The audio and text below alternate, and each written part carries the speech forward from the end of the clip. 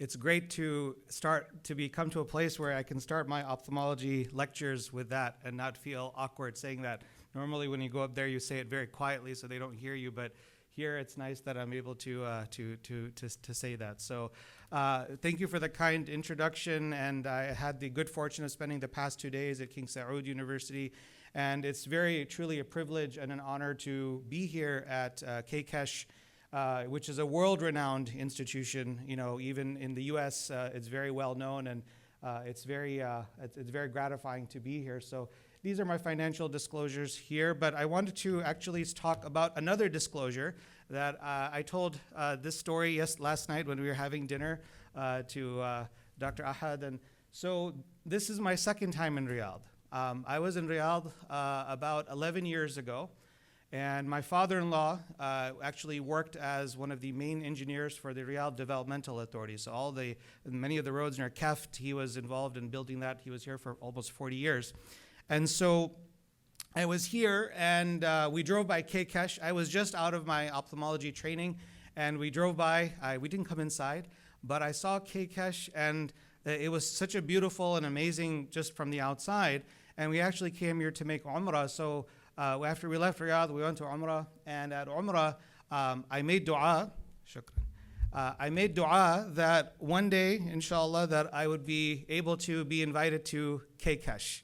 So this was 2013. So 11 years later, now I'm very privileged and I feel very blessed to be able to come here and address this very illustrious and distinguished group. So I thought that's another disclosure that I should mention, that 11 years later that I'm back here. So as far as what I want to talk about today. So why do we do corneal surgery procedures now? Well, we do surgery when we want to improve vision, when some of the non-surgical vision rehabilitation has failed. We try to do surgery to improve vision beyond what these rehabilitation methods alone can do. We also try to do surgery to improve vision so that we set ourselves up for future surgery that can be done. We also do procedures now to prevent worsening of the disease state. And finally, we also do surgeries now to prevent the need for more invasive surgeries, like partial transplantation to avoid having to do full thickness transplantations.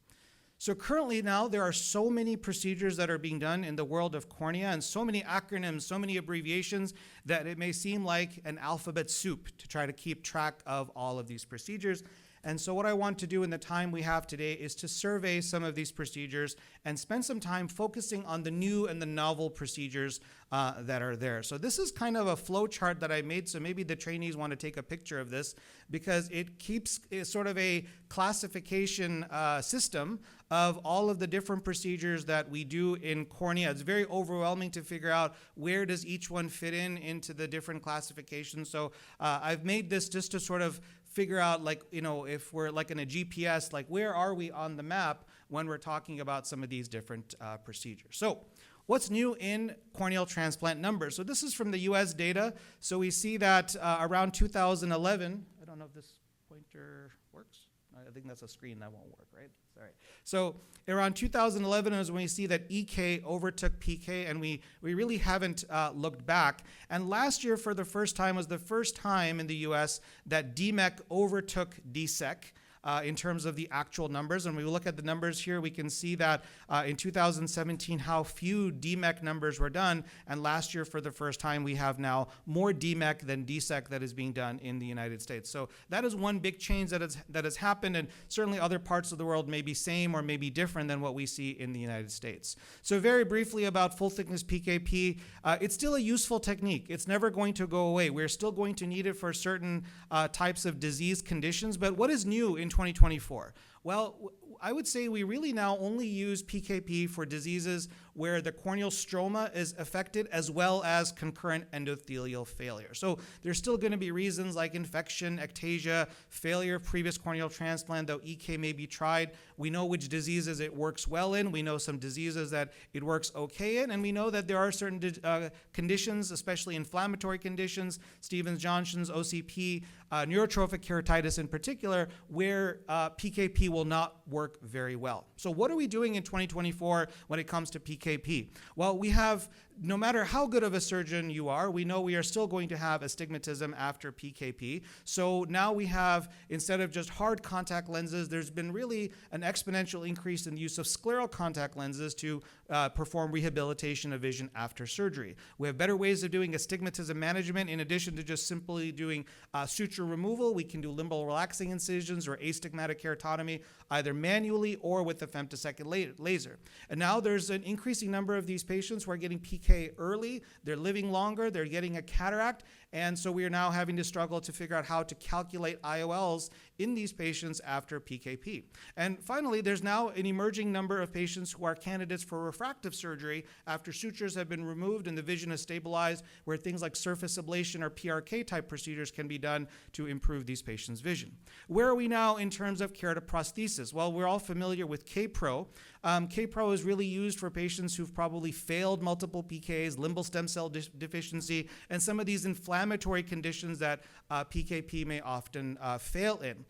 We know that there are limitations, significant post-operative surveillance, lifelong follow-up for these patients, and a lot of complications, infection, glaucoma, very difficult to kind of measure the IOP in these patients, and of course, unfortunately, these things can fail or extrude. So where are we now, right now, with K-Pro? Despite all of the talks at meetings about K-Pro, we still have very limited numbers. Really, the largest study only still has 141 eyes. We're starting to figure out that perhaps there may be better outcomes for conditions if K-Pro is used early, for example, Stevens-Johnson's, rather than a procedure of last resort. There's now sort of what's called the Lucia K-Pro, which was kind of released right before COVID, so it hasn't gotten a lot of traction, but it's sort of this petaloid type of appearance, I guess. Yeah, so almost like a flower petal type of appearance of the K-Pro. Other devices, of course, like using the osteo-odontokeratoprosthesis, Alpha Core, KeraClear. There's another device now called the Corneal K-Pro, which doesn't require donor corneal tissue, which makes it very different from some of the other keratoprosthesis. If we move on now to lamellar or partial thickness keratoplasty, in theory, these should work well because we are only removing the diseased layers and replacing it with healthy tissue. So there's less antigen load, less chances of rejection, hopefully less surgically induced astigmatism, and faster rehabilitation with some of these procedures. When, of course, only the stroma is replaced, we've almost eliminated the risk of endothelial rejection. And when only the endothelium is replaced, we maintain the integrity of the globe. We avoid any open sky time. Visual recovery is very quick, but there's still a chance of endothelial rejection. So just to survey some of the anterior lamellar keratoplasty procedures, so SALK, superficial anterior lamellar keratoplasty, can be done when these opacities are too deep for things like PTK, and we can remove or even certain dystrophies that are primarily limited to the Bowman's or anterior stroma, so we can transplant about 200 microns of tissue. HALK, not to be confused with the Hulk, is when you can go up to 50% of the thickness using a microkeratome. The advantages of these types of procedures now in 2024 is we can almost view it as a replaceable contact lens type of a transplant, because in certain conditions like Reese-Buchler's or granular dystrophy, where now the transplanted graft will develop the deposits, that can be relatively quickly replaced and with a new tissue and not have to kind of go deeper into a DALK or a PKP. It minimizes the ectasia risk because we're actually increasing the corneal thickness, decreased risk of rejection, and probably the biggest advantage of doing something like a SALK is if it doesn't work, we haven't burned the bridge on doing a DALK or a PKP. These are just some pictures I'm sure we're all familiar with here. Moving on to DALK, right? So deep anterior lamellar keratoplasty. This is when we remove only the stroma, leaving behind the Descemet's membrane or the pre-Descemet's layer, the Dua's layer and endothelium. And again, the advantage of this is we have eliminated the risk of endothelial rejection. So very useful for dystrophies that involve the posterior stroma, like lattice dystrophy, stromal scars. Of course, keratoconus is the most common indication for DALK. There still does remain a technical challenge for many surgeons, and I'm the first to admit I'm not the world's greatest DALK surgeon. Of course, we're here where Muhammad Anwar is very well known for the big bubble technique, but some newer techniques like grip and rip and layer by layer peeling have emerged that have made DALK a little bit easier for surgeons who may not have a huge chance or huge experience with doing DALK. So in patients with a special corneal neovascularization, chances of rejection are high. DALK is an excellent option. And with some of these newer techniques, I think more and more surgeons are venturing into doing DALK rather than PKP if doing something like the big bubble is very intimidating or someone doesn't have a lot of experience doing that. Let's move on to now partial thickness procedures on the endothelial side. So of course we have DSAEK and DMEK. DSAEK, remember, is still going to be a tissue additive procedure. We are going to be adding some corneal stroma. DMEK is a one-to-one replacement of the diseased Descemet's membrane and endothelium complex, so it's a tissue-neutral procedure. So that's really the main difference. We're all familiar with DSAEK now. It's been around for almost 20 years. We are replacing the diseased endothelial and Descemet's membrane complex with a donor lenticule. And it was really introduced as a PKP replacement for endothelial disease like Fuchs. But as I understand, in this part of the world, bullous keratopathy is much, much, much more common than in our part of the world where we have Fuchs. But we also may have conditions like HSV-associated, endothelial failure, ICE, CHED, these types of conditions where DSAEK is still done. So what has recently advanced? What are the new developments in DSAEK? So we have now, at least in the United States I'm speaking about, we have now pre-cut tissue from the eye banks so that the surgeons don't have to prepare the tissue in the room and risk perforation, have to cancel the case or waste the tissue. And the eye banks have become fantastic at being able to cut this tissue to thinner and thinner thicknesses so that we are almost being able to do DMEK-like thicknesses for DSAEK. Consistently we're able to have the eye banks cut below 50 microns of thickness. We have new inserter devices. So we have the devices like Endoserter, Tan Endoglide, Busenglide. So all of these devices now help to minimize iatrogenic potential damage that can happen from surgeons touching the endothelium.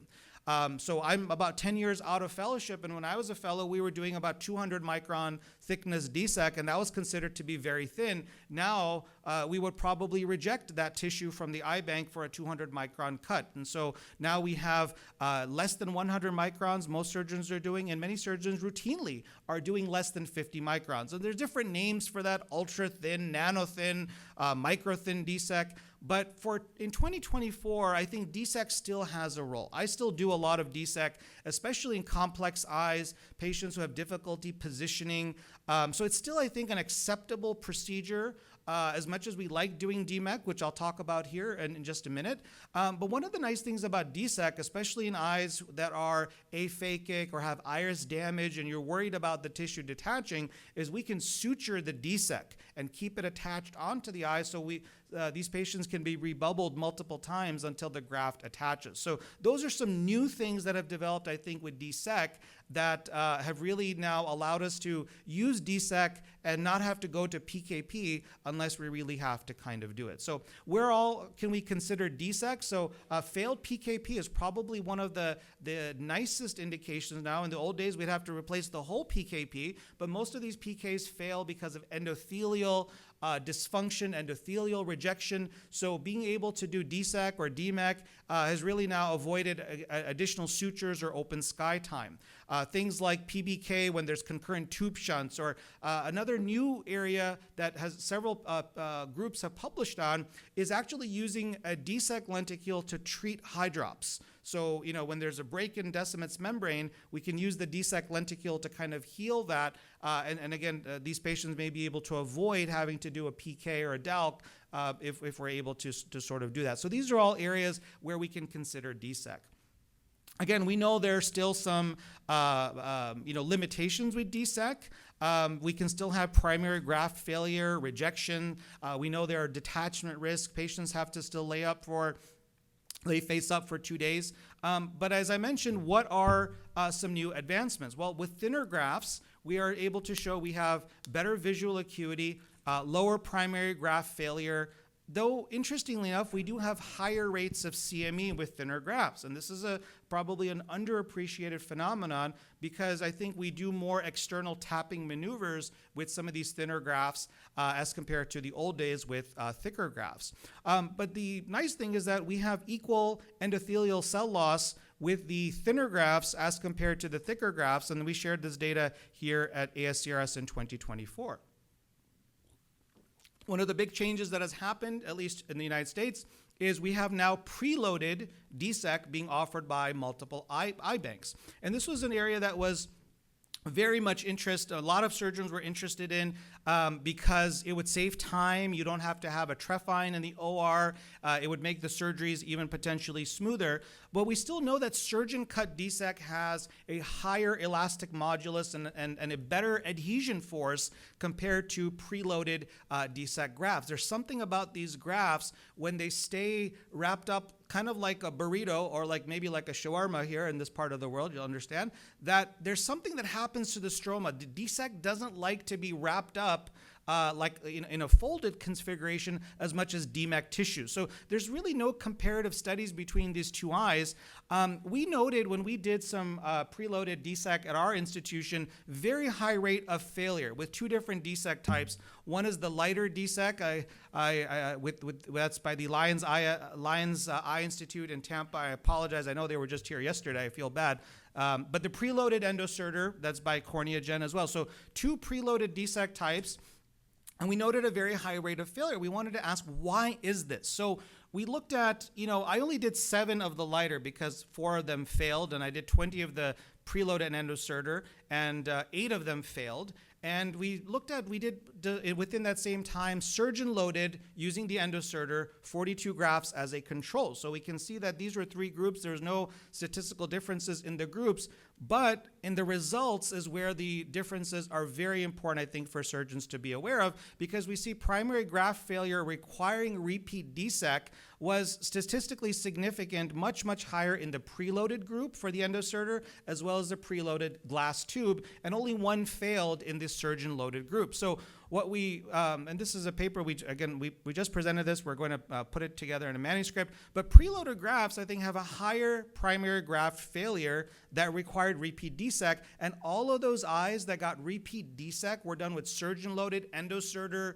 DSAEK. None of them failed at 1-year follow-up. So we wanted to study what is happening. So we looked at some of these grafts, preloaded DSAEK and surgeon-loaded DSAEK in the lab model, and we saw that there's a significant endothelial cell loss in the preloaded types. And when you look at that with staining and under the microscope, we can see on the top panel is surgeon-loaded, and all the areas of black, which are in the preloaded endocertor and glass tube, all that is endothelial cell loss. So I think right now, despite the potential benefits of convenience and quality of preloaded DSAEK, surgeons should consider the clinical outcomes, including higher rates of primary graft failure that may result from this method.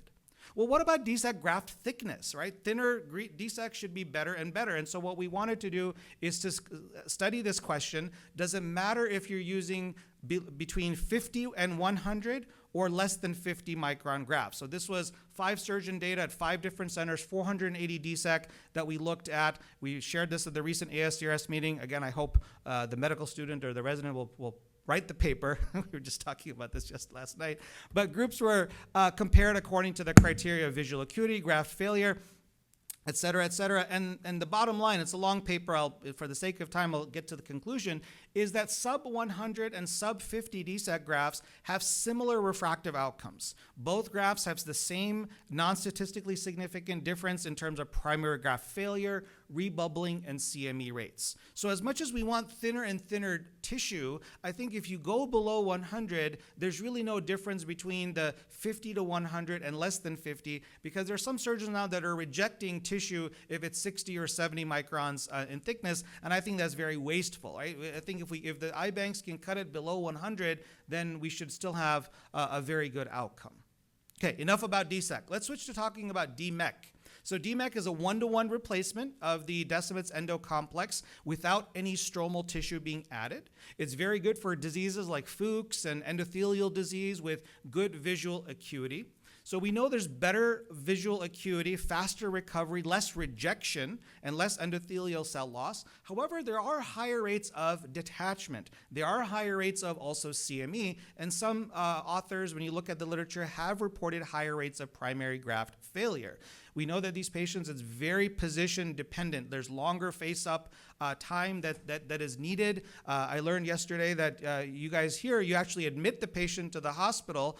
We unfortunately don't. I wish we could, because I still think that patients that don't lay flat are the ones that detach. I know there's some recent papers that have said, oh, if the patient's attached 40 minutes after the DSAEK or the DMEK, they should be fine. I remain still very skeptical of that, and I think we'll have to see if multiple groups get that. But as I mentioned, if in 2023 was the first time in the United States, at least, that we had more DMEK than DSAEK.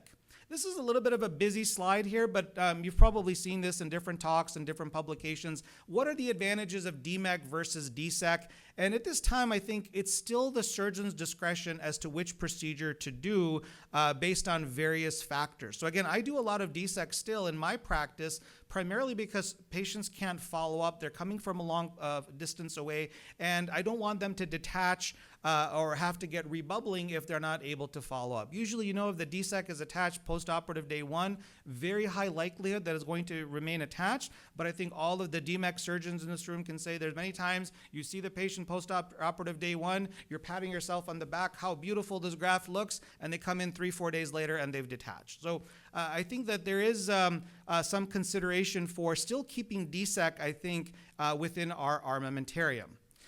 Other advancements, this is probably a little bit self-serving.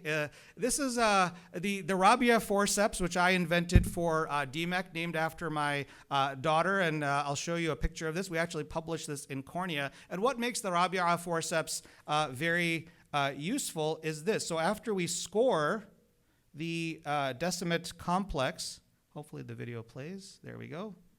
I think it'll play. So after you score the complex, it's sometimes difficult to remove the endothelium decimates complex. So this is the first case I did. I'm a little nervous here. So we've just done the desmetorrhexis, and instead of having to pull in different directions, we're able to just grab in one area like this, and the whole thing kind of comes off very smoothly, cleanly, without kind of rubbing the posterior stroma, and that comes out very nicely. And then we can also be used, this is a failed DSAEK graft that we were going to do a DMEK. And in this case here, we used the forceps. We didn't have to do any scoring. No additional maneuvers were used.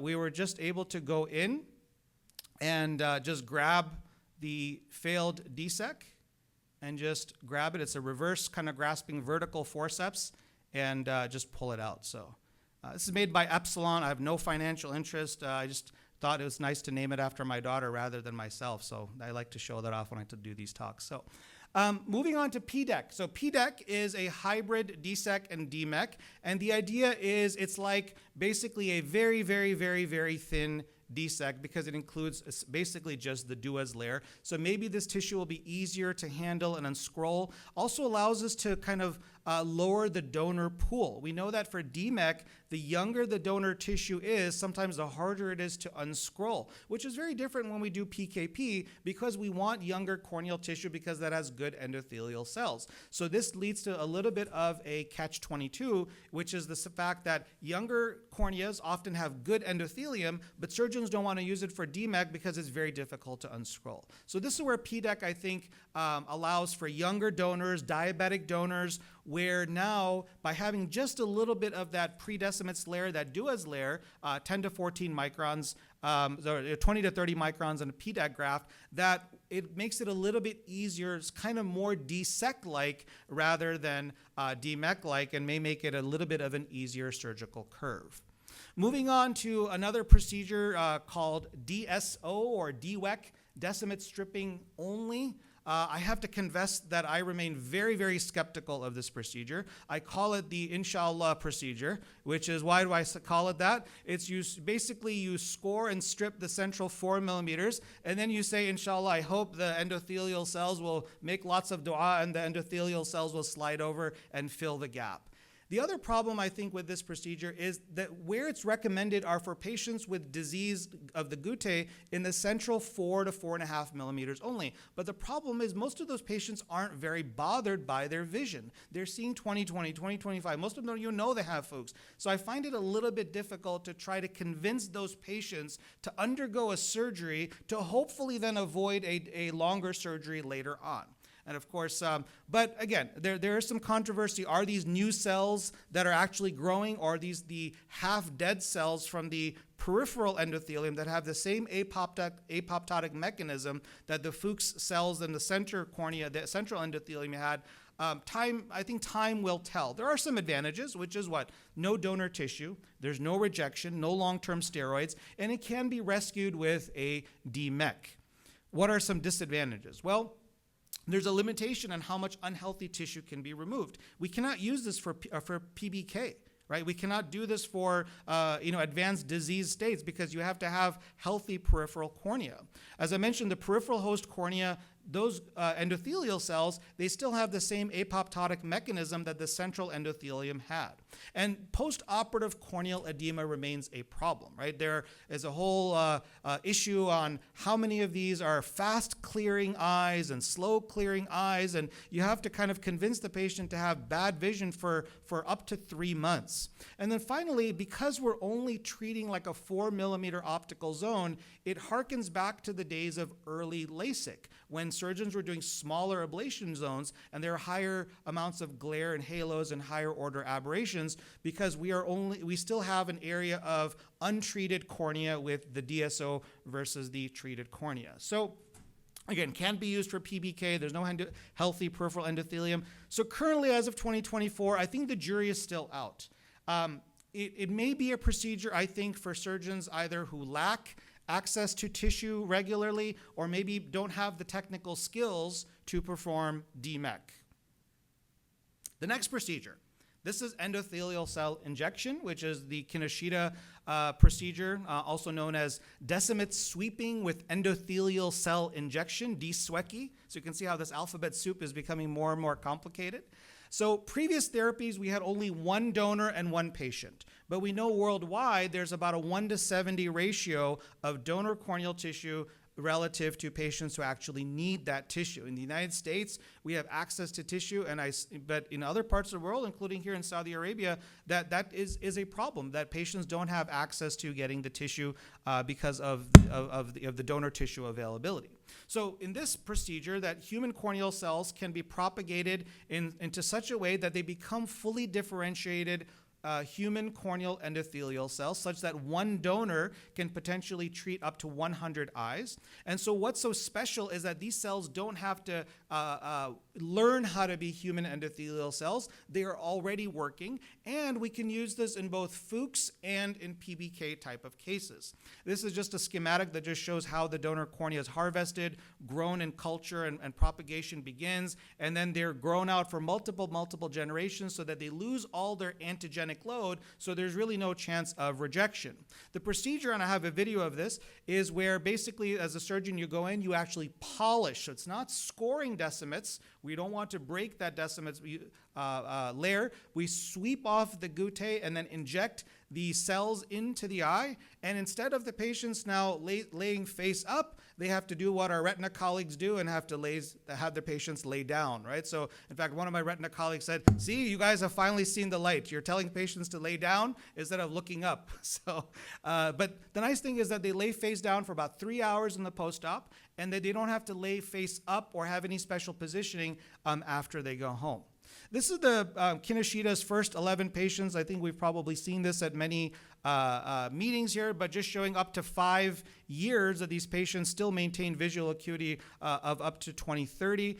This was followed up by 2 other studies that were done in El Salvador and Guatemala, the IOTA-1 and Escalon. And in both of these studies, very similar to the initial study by Kinoshita, that there was a consistency of 3-line response of improvement in visual acuity across all trials. So what is new? What can I share with you? So we just completed the Orion trial in the United States, that 100 patients underwent this trial, and there were 5 arms. You can see the arms with various amounts of concentration of the endothelial cells with or without Rho kinase. And so there were 5 arms, 100 patients, and I was one of the surgeons involved in the study. I treated 5 patients myself. But this is sort of the breakdown here in the various amounts of cell concentration. So 1 million cells, 500,000 cells, 250,000 cells, and then the 4th arm, which was only just the Rho kinase solution, and then the 5th arm, which is only the 1 million cells solution. Of course, I was blinded, so I don't know which patients of mine had it, but I do have a video of the procedure to show you. It's a relatively quick procedure that can be done with just topical anesthesia. You make about a 1.5 millimeter wound. There, we mark the cornea like we do typically for DMEK, DSAEK type of a thing here. Go in, you make the incision, and this next step is kind of a little bit of a difficult, somewhat of a difficult procedure because we're not used to doing it, is this actual sweeping. So you have to kind of go in with this silicone sleeve attached to a metal cannula, and you have to kind of go back and forth. It's almost like a painter painting the wall, kind of going back and forth, taking care that we don't break Decimet's, barrier there. We don't want to actually do actual scoring. So this is sort of that sweeping procedure that's supposed to be done 3 times. Let's see if I can skip ahead here. I don't know if I can skip ahead. Nope. Oh, it's going to make me play the whole thing. It's a 2.5 minute procedure video, I think. But that's the sweeping part of the procedure. And then I think it should go to the injection part. There we go. Yeah, and then you do the actual injection. So actually, then you stain with trypan blue to make sure that we have done a good sweeping. So you're supposed to see sort of this nice center area of blue within the area after you kind of rinse that trypan out. So we're rinsing it out with BSS, and we can see that there's a nice area of blue in the middle there. That means we've done a good job of sweeping all of the endothelial cells there. Then you're, as part of the trial, you had to suture the wound in these patients. I don't think I can skip ahead, can I?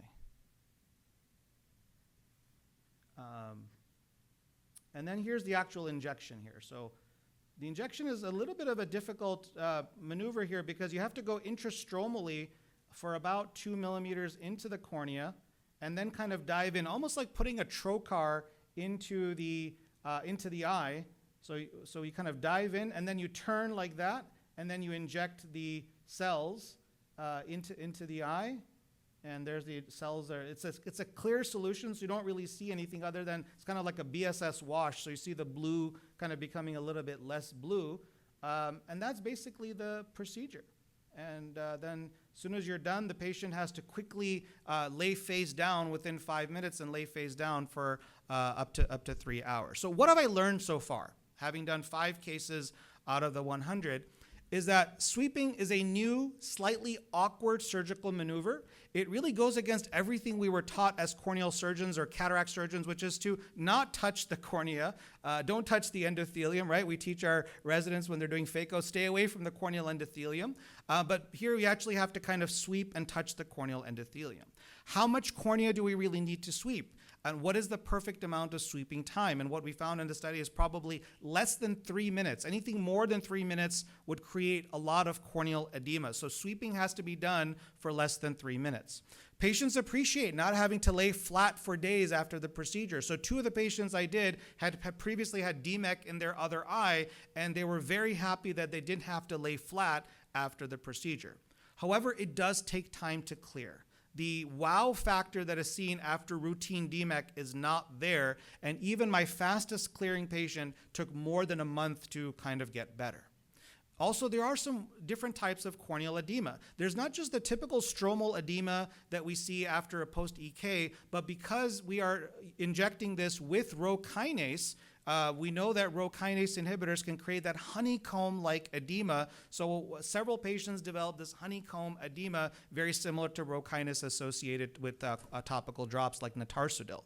And then the million-dollar question that is currently being discussed is, do we need to sweep? Do we even need to remove these guttae? Or especially for PBK, can we just inject and not have to sweep at all? This is one of my patients This is before DSAEK. You can actually see the guttae in this patient. And this is 1 month later. This patient was about 2025, 2030, and the cornea has cleared relatively quickly. So out of my 5 patients, I did have to rescue 1 patient. I had to do a rescue DMEK. 1 cleared very quickly. 1 took about 3 months to clear, and the other 2 took about 6 months to clear. So we'll see what actually happens here with that procedure or with that technique going forward here. Moving on to a different classification of procedures we do to either delay or avoid more invasive surgery.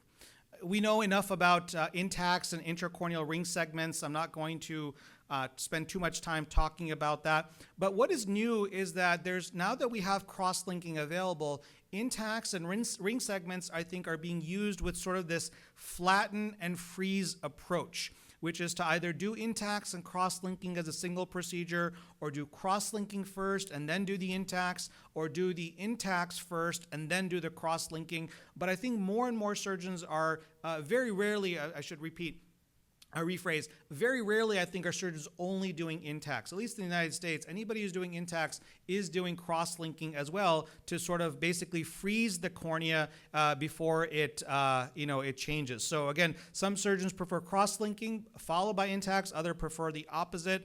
Those are just pictures of what that kind of looks like. This is just, of course, a patient pre and post INTACS. We can see the amount of corneal flattening that a 210 micron segment and a 450 in the other eye. Moving on to what is new. So CAIRS, right? So CAIRS is sort of the new thing here. Think about this as biological INTACS, or INTACS made of corneal stroma. This is the idea proposed by Susan Jacob when using donor corneal segments in a crescentic stromal lenticule can be placed in the mid-peripheral cornea outside of the line of sight. So just like in INTACS, this can be placed to help kind of flatten the cornea. But the idea is because CAIRS tissue is less rigid, more biocompatible, there's hopefully will be more flattening, better tolerated, and less problems. It can be done as a standalone procedure or combined with cross-linking in cases of progressive KCN. And if it fails, you can still do things like DALK or PKP later if needed. But now there are emerging reports of doing CAIRS, flattening the cornea, and then later on doing some things like PRK or even a ICL in order to do vision rehabilitation in these patients. This is just actually taken from Susan Jacobs' paper about how the tissue is prepared using a double ring trephine. It's cut and then placed into the eye manually. And this is just one of the patients that was published there. We see the flattening that occurs after the INTACS pre and post CAIRS, after doing that. This was a paper that they published of 32 eyes and 29 patients here. We can see all of the important parameters of vision and Kmax and astigmatism, all of these statistically significantly improved here. And these are just, again, different cases that they publish showing the post-op and pre-op changes and how much flattening happened in these eyes. In the United States, CAIRS is certainly being done, but I think more of us have now started to do something called CTAK. So CTAK is corneal tissue addition keratoplasty. It's basically CAIRS, except the tissue is actually cut with a femtosecond laser based on the patient's individual profile.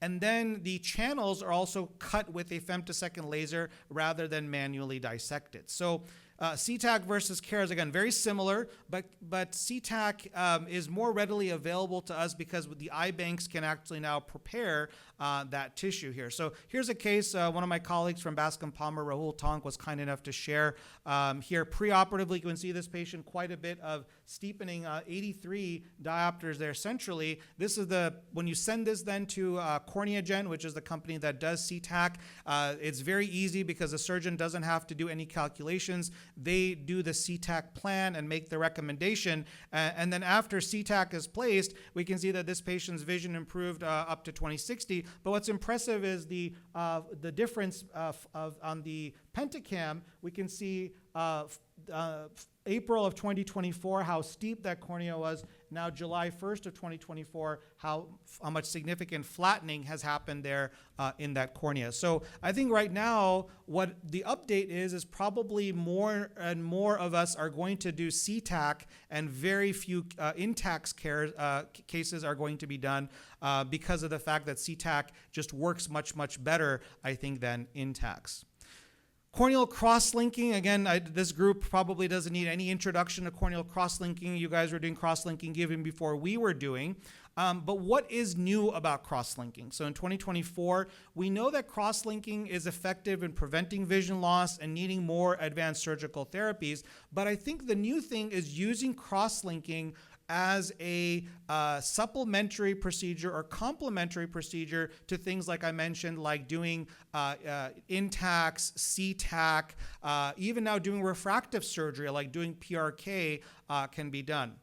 In the United States, we still only have, unfortunately, epi off, the Dresden protocol, but other parts of the world have epi on, of course. We know there are problems with epi off. There's corneal thickness requirements, there's pain, infection, delayed epithelial healing. Epi on is used in many parts of the world. Unfortunately, we're still waiting FDA approval. But what are some other directions that cross-linking has now shifted towards? There's been now using hypoosmolar riboflavin to improve penetration, using accelerated cross-linking with high fluence UVA light, and also using contact lens-assisted cross-linking, or even I was in India a couple of months ago, and they're talking about using the lenticule taken out at the time of SMILE as a biological contact lens to do cross-linking for patients with very thin cornea. So again, I think our international colleagues likely have much more experience and expertise with some of these newer procedures.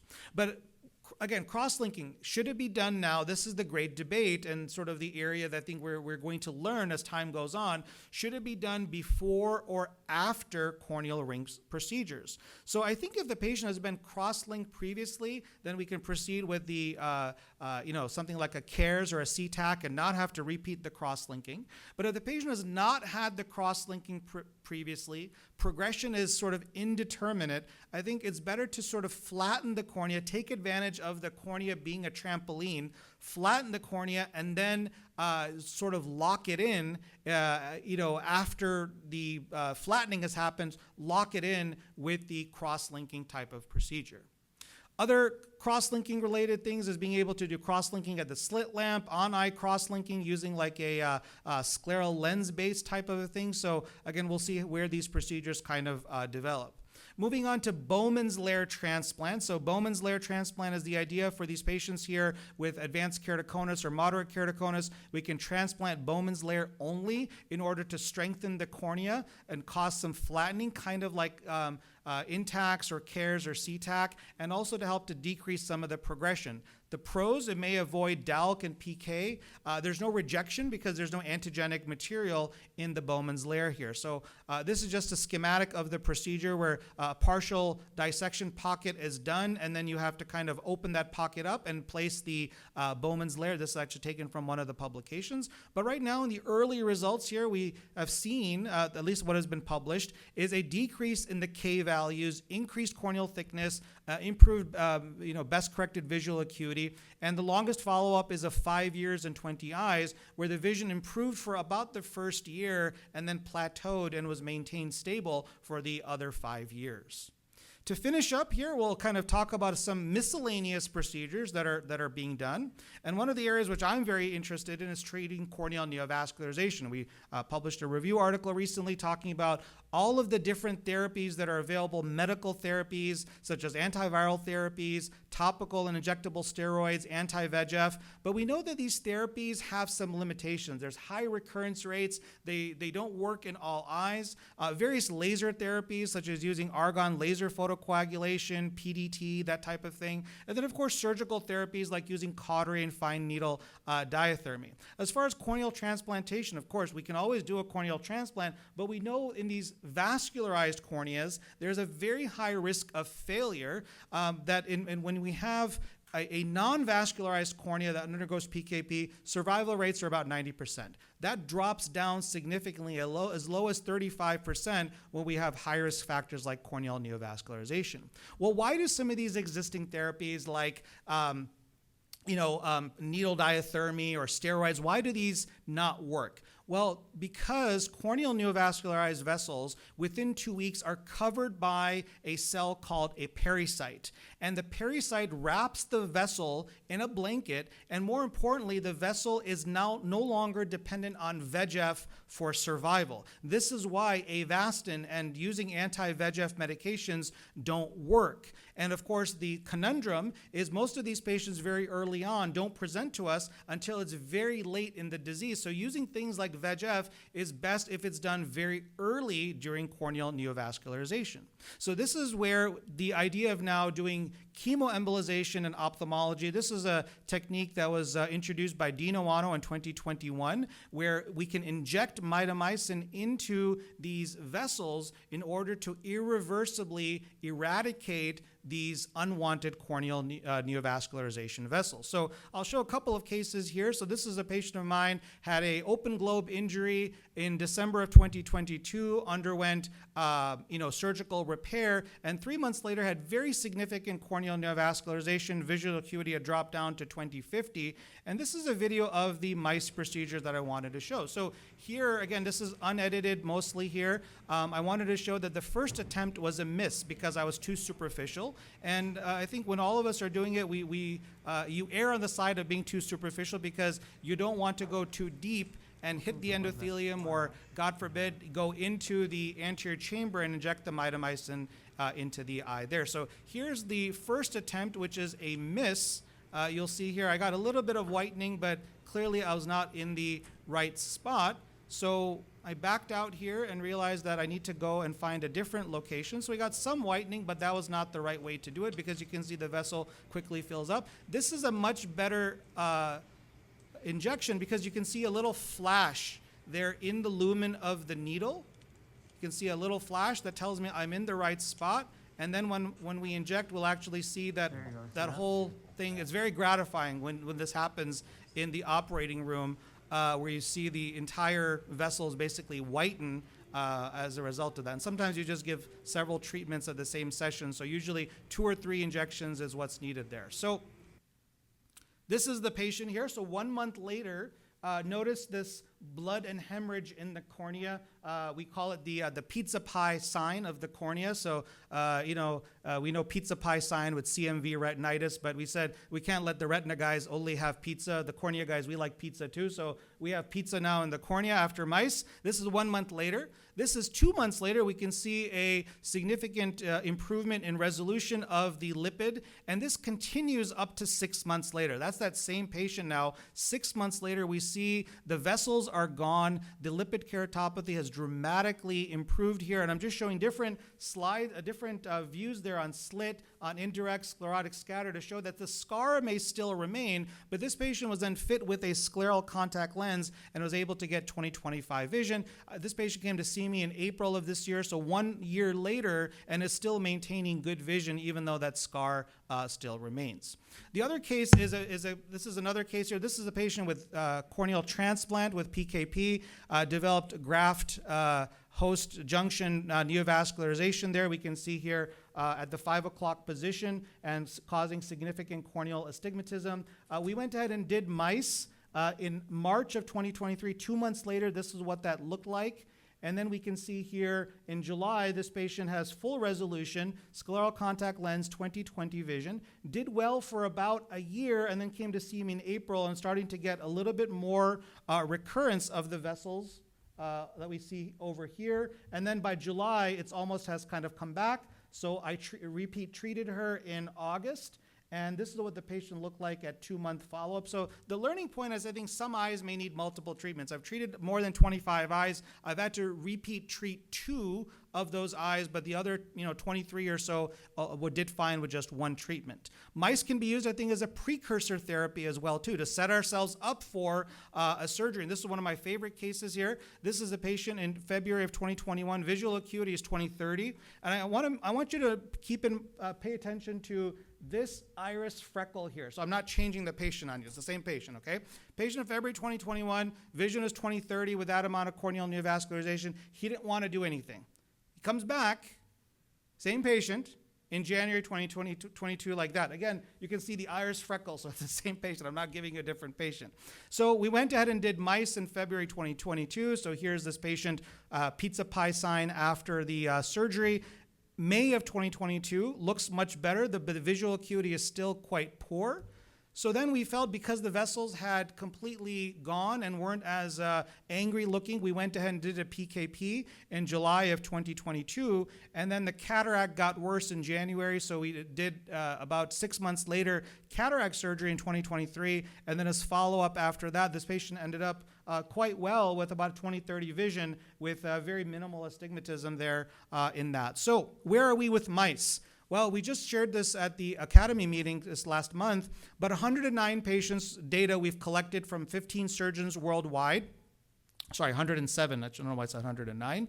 But we can see here that the visual acuity improved and continued to improve at 12 months in these patients. We can see how many patients had full and partial resolution, but we wanted to analyze this not just based on surgeons telling us, so we asked surgeons to send their pictures. We put it into ImageJ software, and we look at the ImageJ to analyze those, how much of those vessels improved, and we can see that the overwhelming majority of those patients had significantly reduced amount of corneal neovascularization. Well, what were some complications? Well, there was some cases of corneal thinning and melting, and there was one patient that did need evisceration. It was not my patient. It was one of the surgeons who contributed to the case, but we found out that that patient had very significant neurotrophic disease as well. So mice probably should not be done if there's very significant neurotrophic disease, because we may get things like corneal perforation. But patient satisfaction was quite high across the board, with most of the patients feeling that either met expectations or exceeded expectations. In the time that I have left, I'll talk about a couple of ocular surface rehab procedures. So CAIRS, we're very familiar with doing CAIRS or doing things like SLET. These are for patients with limbal stem cell disease, either taking it from the unaffected eye or taking it from a living donor. We know that these patients require significant post-operative rehabilitation, immunosuppression, and it can be very difficult, very challenging to treat these patients. So what is new in this area is that this is a procedure called BMEK, or bright membrane anterior keratoplasty. Think of it as sort of an easier KLAL. The idea, this is an idea of Josh Ho from University of Minnesota, where we can remove the diseased epithelium in these patients with limbal stem cell dysfunction type thing. And we take basically a DMEK graft where the endothelium has been removed. It's basically just a DMEK. It actually even has a little S stamp. And by placing this almost like an amniotic membrane tissue, it now creates an area for healthy epithelium to potentially grow and kind of remain viable on the patient's eye. So I've done 2 cases, and I have follow-up here on 1 case so far. This is a patient who had kind of partial limbal stem cell deficiency. You can see very unhealthy epithelium. Vision was 20/80, and I did BMAC on her back in May, and 3 months later you can actually see her vision as she's gained about 2 lines of vision, and her epithelium looks much, much healthier. That S stamp, that's not a DMEK S stamp. That's actually now just underneath the epithelium, and that's going to be there probably forever. So it's kind of cool, because sometimes you see the S stamp and you think it's a DMEK, but it's actually just subepithelium, but it serves as sort of a ability for the new epithelium to kind of grow into that area. So I actually stayed on time. So the final thoughts. The number of corneal surgical procedures is quite large and growing. What we did today, and I tried to do, and I know it was very fast, but we did a brief survey of many of these procedures to highlight what corneal specialists can do for our patients. While these surgeries are very cool, they're exciting, we're still in the early days of some of these procedures, so time will tell. With real-world results as well as peer-reviewed literature, it will determine how many of these procedures will contribute and remain in the alphabet soup. So that's my presentation. I like to show this because I didn't just invent a device after my eldest daughter, Rabia. I also made one for my son, Nabil, and I made scissors after Zainab. I have no financial interest in this, but I just like to honor my kids by saying that I made instruments for them, and I didn't name it after myself. I named it after my kids. So thank you for your time. I'm happy to take any questions at this time. Thank you so much, Dr. Riyad. We will have some questions now. So anyone would like to ask any questions? Dr. Majid, please. Thank you so much for this nice presentation. I do have a very limited experience in using mitomycin with corneal vascularization. I would like to mention that they do special, they use a special needle, like 33 gauge needle. So it's not the one that we usually have in our hospital. And what is your post-operative management? So the needle choice is very important. So either a 33 gauge or a 34 gauge needle. When I gave the talk yesterday at KSU, I went over the whole procedure. For the sake of time, I didn't go over the whole procedure. But a 30 gauge needle is going to be too thick. It's going to be too fat. So it has to be a 33 or a 34. As far as post-operative management, antibiotics for about a week to 10 days, 3 to 4 times a day, and then I give them topical steroid twice a day, maintained for about 3 months. And then all of these patients get Valtrex, whether or not we have confirmed HSV or zoster. The residents in my clinic, they joke, you give Valtrex like candy. Everybody gets Valtrex. And I said, well, as a cornea specialist, all we do is I feel like we see herpetic eye disease. So that's the regimen, is Valtrex 1 time a day for 3 months at least, steroid twice a day, and then antibiotics for just about 7 to 10 days after the surgery. Thank you very much for the very informative lecture from the epithelium to the endothelium, all cornea procedure. My question regarding the Rab'a forceps, it's in the picture looks easy. However, when you touch the desmet, it's easily tear, like when you do the intumescent cataract. When you puncture the capsule, it radiate and extend easily. So I think this is something which might need more experience, and same time it's not easy like what's being seen in the video. Yeah, you still have to do the scoring. I know. Yeah, still have to do the scoring. I know, but it's not that easy because we are trying to use many forceps to remove it, and from time to time extends. The other question regarding the mitomycin, you know, most of the time we are, blood vessels which come to that area, usually there must be an infection or foreign material or something which attracting the blood vessel. The blood vessel usually, this is a defense mechanism, and there must be something in that area. So in the beginning, I used to clear that area and to dig and find what's there to avoid this having, because this is a defense mechanism. Second thing, which I'm using for many years, I use suture in the episclera with that blood vessels and tie it very well and inject Avastin. And most of the patients, they are responding very well unless there is the blood, the area is having either infection or something.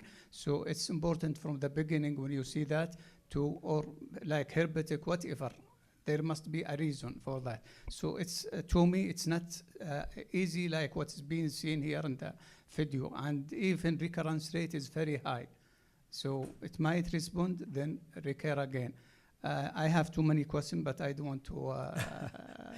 No, I think it's a fair point. Thank you very much. I think suture ligation and fine needle diathermy, there's many people like Kamran Riaz who have talked about it and showed good results with it. I think Avastin works well in those cases because after you destroy the vessel, the Avastin may help to prevent the growth of new vessels. So, so again, I'm not saying that mice should replace those strategies, but I think when we struggle with some of these cases and find new ways to treat the disease, I mean, like I said, I've treated probably more mice cases than maybe more people, and I've had to retreat 2 out of them. And when we've done things like cautery and needle diathermy, the recurrence rates and retreatment rates are certainly very high.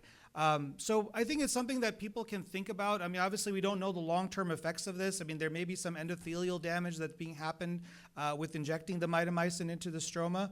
But I think time will tell whether it remains a procedure that is viable, or will it be something like RK that 10 years later we find out it's causing all problems and becomes abandoned. But yeah, thank you for sharing that. We have a question. Dr. Samar Swell and then Dr. Majid, please. Hi. Good afternoon. Thank you, Professor Kamran. It was really a very beautiful, review of all the corneal surgery soups, what you call it.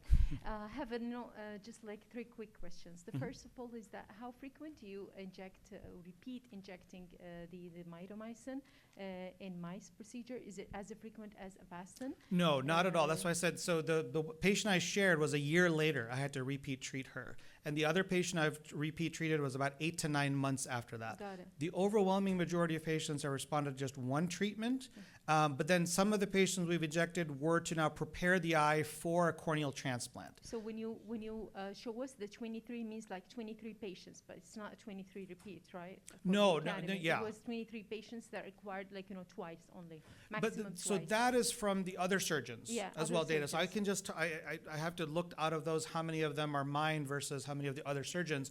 But I've been very fortunate that I've not had to have a high rate of retreatment.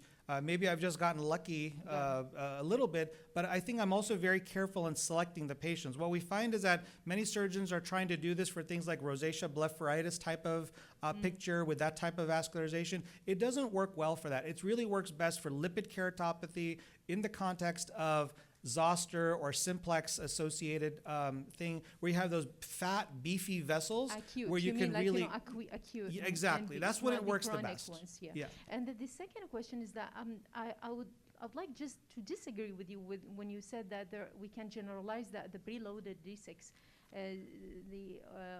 the failure rate is much higher compared to the pre-cut. Myself, I'm doing the pre-cut. I cut my own tissue for more than 15 years, and initially we noticed that the failure rate was higher, but then we learned that it's the time, and there are other heterogeneous factors that we can blame. One of it is that the type of the preloaded that you're having, the time by the time it's being transported and delivered to the country with overseas or whatever, or from the bank or to the States. So I would say that it's unfair that just to blame that the failure rate is higher in preloaded D6. And the third comment is that the CTAK, I believe that it's similar to the CAIRS, but it's a much wider, It's Yes. as if you're getting 550. When we start to use it, we start to notice more effect because it's much stronger, so the flattening effect. So I agree with you, the wider, it may replace actually CAIRS because it's much wider compared to the CAIRS. And I've seen it, it's almost like, reaching the zone. But is there any specific,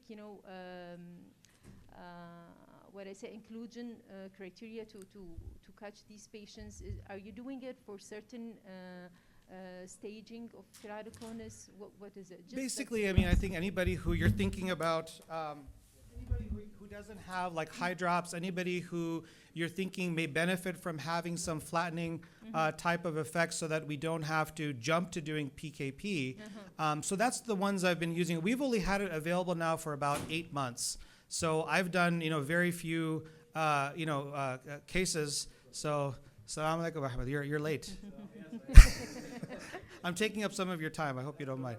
So that's stage 4. But so really like stage 3, stage 4. Okay. So I'm not doing it on stage 1, stage 2, because many of these patients, they can be cross-linked, and we have now scleral contact lenses, which has been huge, game changer for many of these patients, because you can cross-link them, keep them in a contact lens, and avoid kind of invasive surgery. So I really look for patients who are either contact lens intolerant, or even with contact lenses, they're only getting to like 20/40, 20/50, and you're trying to flatten them further so that they can maybe become contact lens tolerant and that sort of thing. There have been some patients, some of my colleagues in the States have done even in high drops types of patients where like, a Kmax 90, 95, I haven't been that brave enough. I think those patients, you just need to do a PK or a DALK on those. But again, we're learning as this technology has become available, so we'll see where this kind of, takes us.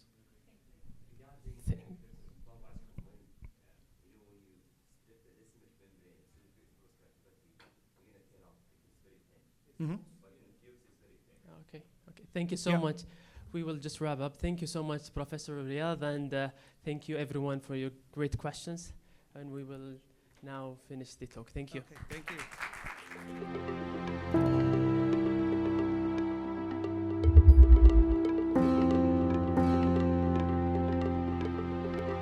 you.